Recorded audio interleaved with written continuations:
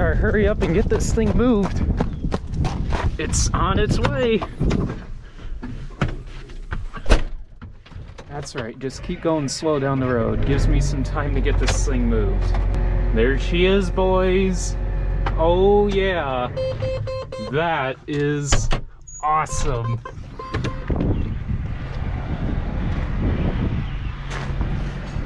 Wow.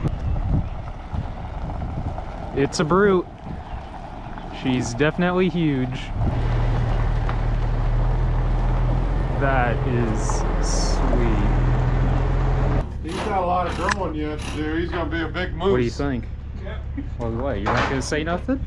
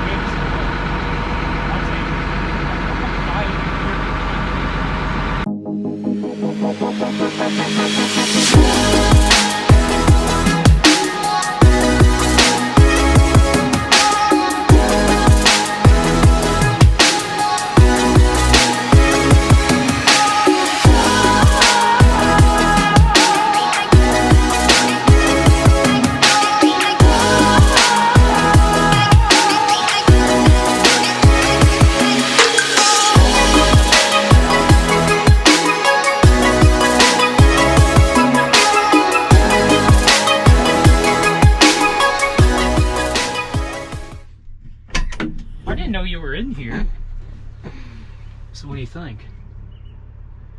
What do you think? What do you think? I don't know. You've been sitting in here. I haven't been looking around. Hey, it's got a... Yeah, that's actually pretty cool. My God, air fresheners galore. There's one there, there's one there. I know. There's one back there too. Dude, there's plastic still on the seat. They smell nice though. You know this is heated and ventilated? The seat is? Is it really? Yeah, supposedly. Supposedly. I don't know. This is going to be huge compared to the 4230. Wow. Absolutely Fun insane. things. I didn't know.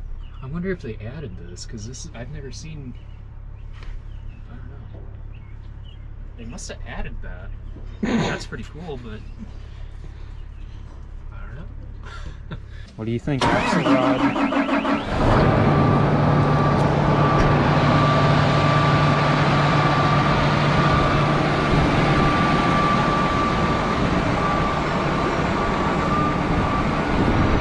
Yeah, we didn't screw around when we decided to upgrade the 4230. This is a 2019 R4045 with just under 1,200 hours. This came from Landmark Implement out in Midland, Nebraska. And yeah, this is awesome. It's got 200 gallon of direct inject, I believe. 2 high flow pumps on it, and that's with the Raven Sidekick Pro, obviously. Don't know too much on the direct inject, but that is what we definitely wanted. We made sure we got everything we wanted on this sprayer that we would ever want, since we're going to have this for definitely well over 20 years. 120 foot booms. The reason why we wanted 120 foot was for the tram lines that we want to do in beans. So that's why we wanted 120 foot boom. 1,200 gallon capacity. Okay, Dad's already...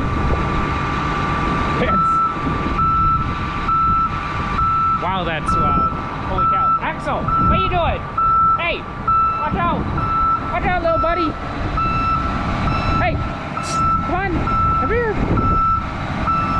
It's got Michelin rubber on it. It does have depth. One thing that we found was really cool, it's got an automatic greaser system on it. It greases everything, including the whole entire film, except the drive shaft. That, I heard, is a $7,000 option that we heard from the salesman. Front fill and side fill. Dad's all smiles in there. He's loving this. We did get a globe, so that's good. So all we got to do is put RTK on that, and then we are good to go. already got the JD link set up for it, so we're good there. Otherwise, no floaters. This did not come with floaters, so eventually at some point we'd probably end up getting floaters for it. But there she is in all her glory. Gonna be the replacement for the 4230 sprayer setup that Dad built about, I'd say about 25 years ago. So, all right, let's check this out. This is not, I think, does he have the heated seat on? Because I think he might have the heated seat on by accident. Extended display. This is cool. Bluetooth radio. What else? Leather seats, I guess. Storage back there. It did come with the books. The trucker didn't know if it had the books or not, and it does. Exact same display like what was in that 9RX. Oh, I can't wait. I love this display. Alright, so let's figure this out. Unlock.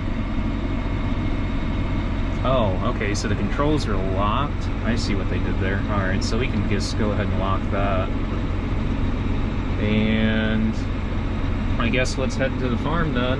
Oh wow. That's way nicer gripping than what the oh, okay, that's cool. Wow. Alright, so I wonder, let me put you guys down for a second.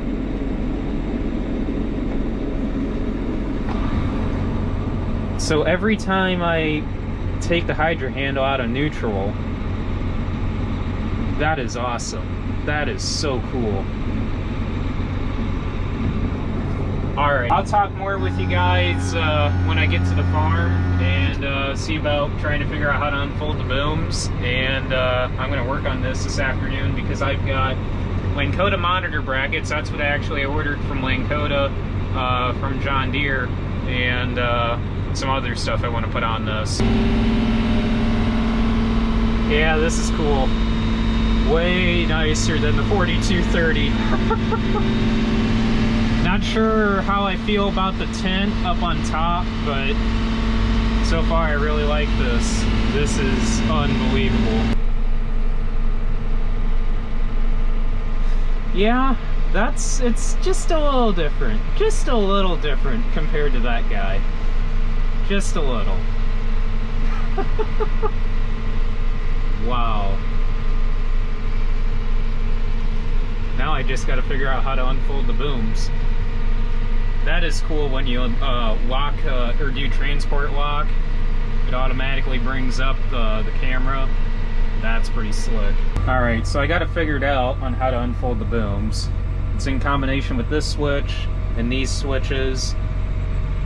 I knew it was these switches from watching videos and also kind of partially reading the book online, but I did not know about this switch. I thought that was similar to like what was on the 9400T, where it was like a throttle depression switch, but I guess that's for boom control, so that's cool. My God, 120 foot boom. That is massive. Coming from the 60 foot on that, wow, that is huge. Double the width of the 60 foot. Wow, that is, jeez. This is gonna be a rig. Wow, wow, wow. This is gonna be a totally new learning curve too. Wow. Coming in? Come on, get out of the rain. Come on.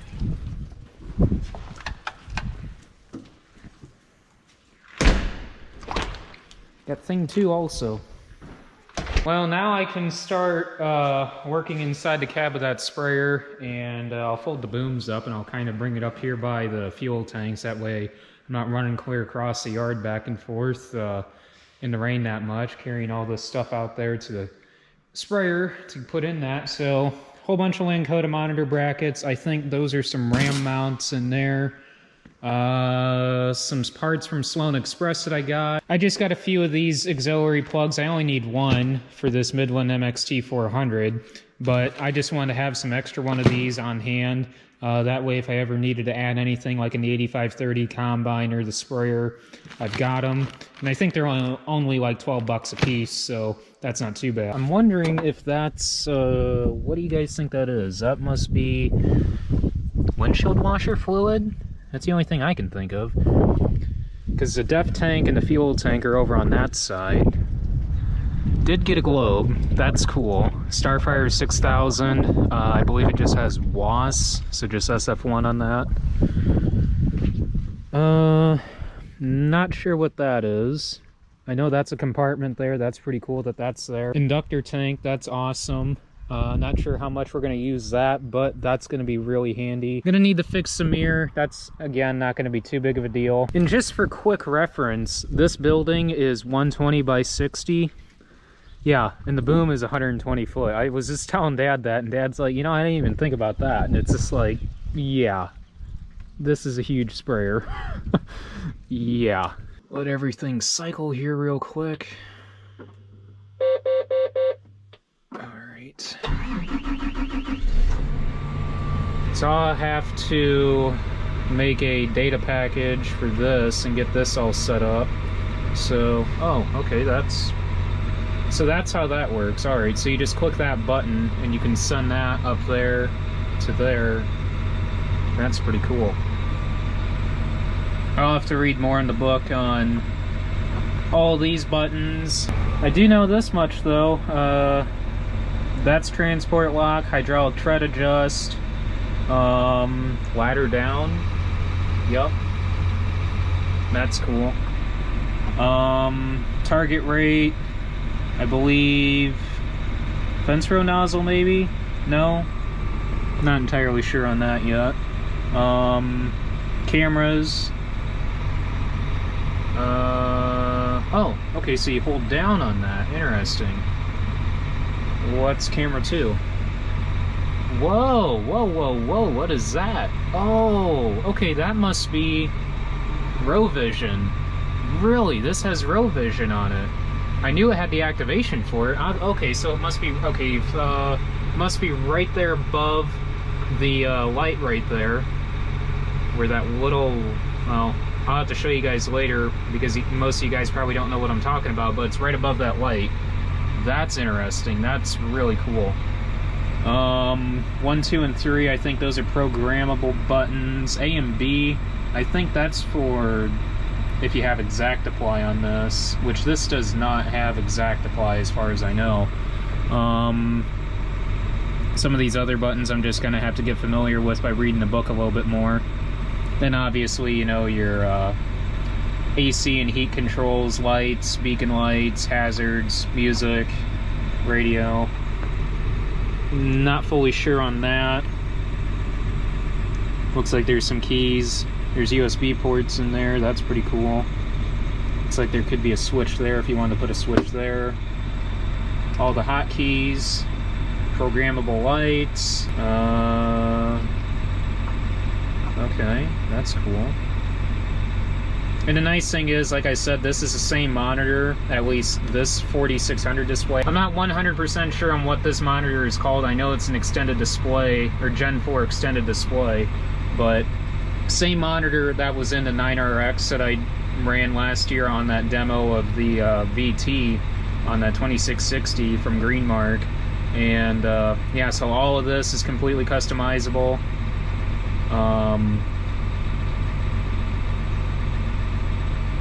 Yeah. So I guess the only thing is we'll need to get a RTK module for the globe then. And then we should be good because we're going to run RTK on this.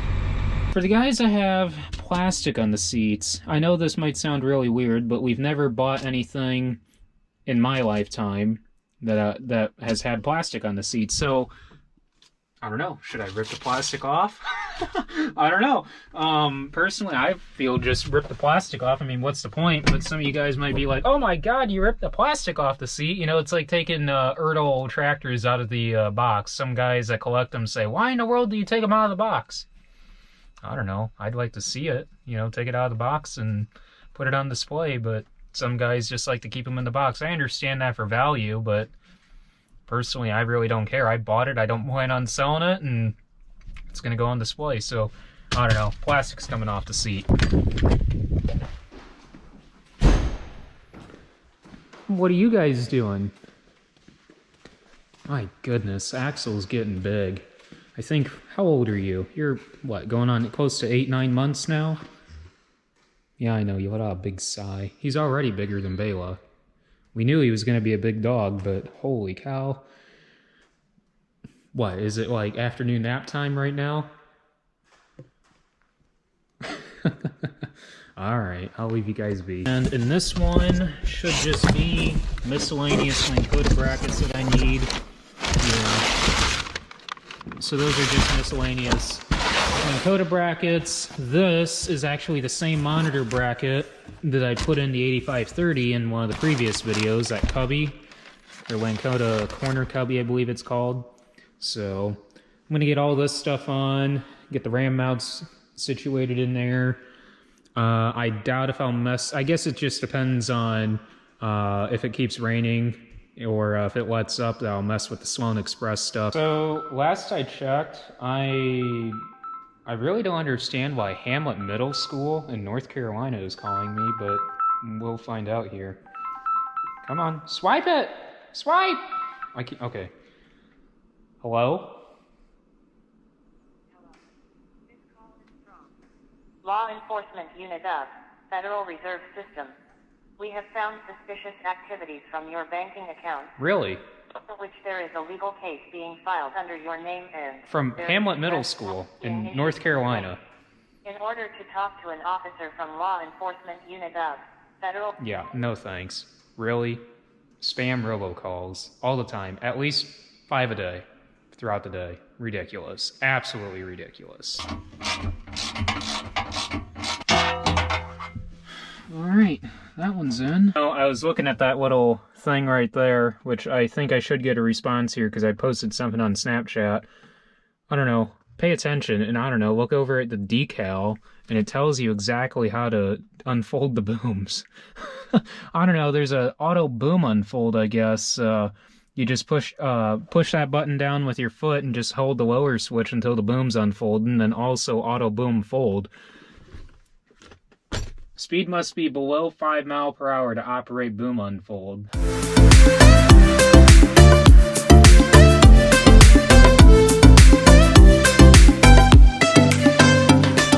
So our John Deere salesman was out and just figured out what that was. That is a, well actually I looked it up on JD Parts before we came out here, but that is correlated with the cab air filter, and it's a cab pressure, I believe a cab pressure gauge or cab pressure sensor gauge.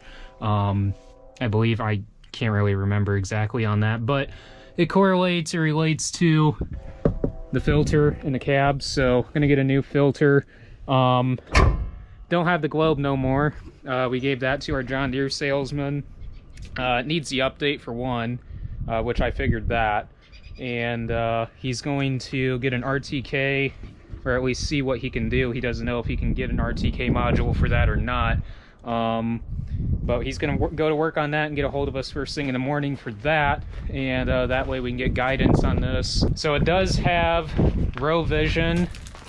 He did say it does have the row track or the row feeler sensors that you can put on there, the row feelers. We could put those on there if we absolutely wanted to. May or may not look into that. I don't know yet. I guess it just depends on how much it is. We've got the activation. We would just have to pay for the feelers.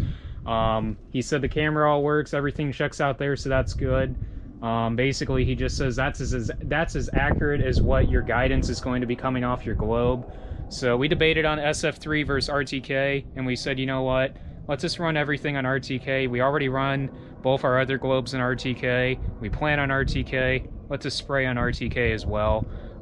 Plus, when we decide to put Y drops on this, because I probably haven't talked about this already in the video, we're debating on more than likely putting Y drops on this sprayer and doing away with the 28 applicator and doing all of our side dressing with Y drops on the sprayer. So, and utilizing the direct inject for micronutrient tanks, and that way The micronutrients do not get variable rated, but we can variable rate out of our main 1200 gallon tank. So if we want to put 32 or 32 and thiazole in that tank, we variable rate out of this tank, and our micronutrient mixes stay constant. So that was our theory behind really wanting to direct inject tanks. It wasn't more on the chemical side of things, it was more us thinking on the fertilizer side of things. Even if we don't decide to put Y-drops on, it still would be a cool idea for foliars, so we could have foliars in there while we're spraying, so, and check strips, stuff like that. So that is why we really wanted to direct inject, or looked into trying to find a sprayer that had direct inject tanks on there. And the nice thing is, like I was saying earlier, both of those are high flow pumps, so that's good, and it's a 200 gallon system, 100 gallon per pump, so that's really awesome. What else was he saying? We did talk about auto path, because I guess like if we upgrade from 2630s to 4640s eventually, maybe someday, well, it's inevitable really, that we could run auto path on the planter and then run those same guidance lines on the sprayer. Get a new mirror ordered, $100, so definitely not cheap, but I got that coming. They've got one up in Michigan. They're going to get that transferred down and should have it by the end of the day on Monday, so get that fixed. I guess I'm going to work on probably just going through stuff on the sprayer and make sure everything looks good. I just noticed, I guess there is a battery disconnect on this. I was actually looking for that earlier. So I guess the battery disconnect is right there by the step, so that makes things convenient there. Probably go through filters on this thing, make sure everything looks like it's been getting greased through the auto greaser. Double check the auto greaser fill level to see if we need to add grease to that, and probably need to find out what grease it actually takes, because I imagine it's some type of special John Deere grease, just like what our salesman said that you need a special John Deere sprayer winterization fluid. Has something to do with the seals on everything on the pumps. I just got off the phone with a company on some closing wheels for both the planter and the drill, and actually some notched disc openers that we're going to try from them also. So they're going to send us some samples on that. A lot of guys actually online are trying them, and they approached me on it as well and asked me if I wanted to tag along and try it as well, and especially in our no-till and cover crop conditions. It'd be real interesting to see how those perform, because actually I've been reading in the No-Till Farmer magazine, and I've always wanted to try them. We're actually due for openers next year, so it might be something to just throw on the planter this year and see what we think, and do a side-by-side comparison this year, and see which route we want to take, because I'm kind of half interested in them, and it'll be real interesting to see how they perform this year. Alright, so I got the Midland radio wired in. I actually had to take this off. I forgot that I had to get the coax cable for the roof where I can put the antenna on, where I got the 6 dB Midland antenna on. So that's all wired up. So when I click the key on, there we go. So I just got to get that set on the right channel and DCS code, and we're good to go. So now I just need to go through a couple of things on these monitor brackets, make sure everything is good the way I want it, and start going through the monitors. So I just got done adding my RAM mount for my phone. I'm going to have a wireless charging pad, and where I'm going to run the wire, basically I'm just going to run it underneath here and probably pop that, what would be a switch cover, off and run the wire into here for the USB port. That way as I'm turning, it all stays with the command arm, and I'm not running the wire clear back over here to those ports. So for those of you that might be interested in it, there you go. It's for the Gen 4 displays. You can get them for the 2630s, I believe, also, or for like Gen 3 displays. Works with any command arm like that. Like I said, this one's specifically for Gen 4 though. Displaybracket.com, there you go. I'm not sponsored by them, but I've bought stuff from them in the past and I really like them. Shipping's really fast, so 2 days or less. Basically, that's pretty much it for this video. I'm just going to go through the monitors tonight, probably see about getting some of our data on there. And yeah, so tomorrow I'm going to go ahead and pressure wash this thing because it just needs to be cleaned up.